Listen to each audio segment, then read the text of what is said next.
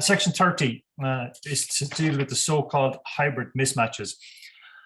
And I suppose Just Finance Act 20 introduced a new Section 31, which brought in the ATAD directives, and the anti-hybrid rules are designed to counteract arrangements that create a mismatch outcome. So it arises where the tax treatment of an entity or financial instrument differs under the tax laws of two or more jurisdictions in a way that gives rise to a tax advantage.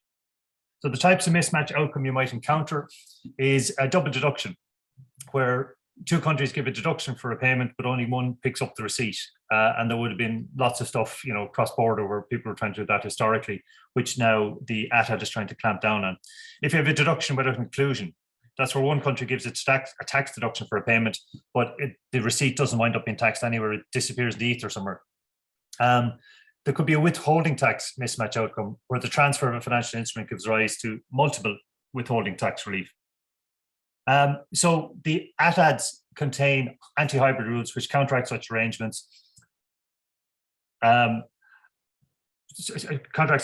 create a mismatch outcome. So where the tax treatment of an entity or financial instrument differs under the tax laws of two or more jurisdictions in a way that gives rise to a tax advantage. The rules are contained in Part 35, sections 835Z to 835AX, and there are technical amendments in this year's Finance Act which are designed to ensure that the anti-hybrid rules operate as intended. So there's new changes this year, which is a new Chapter 10A to the Part 35 rules, and the rules go on for, I think, 40 or 50 pages of legislation. They're very complex. And where I see them popping up a bit is the likes of Section 110, securitizations and such entities where they need comfort that they don't fall foul of these, where you've kind of finance income or aircraft leasing income going cross-border.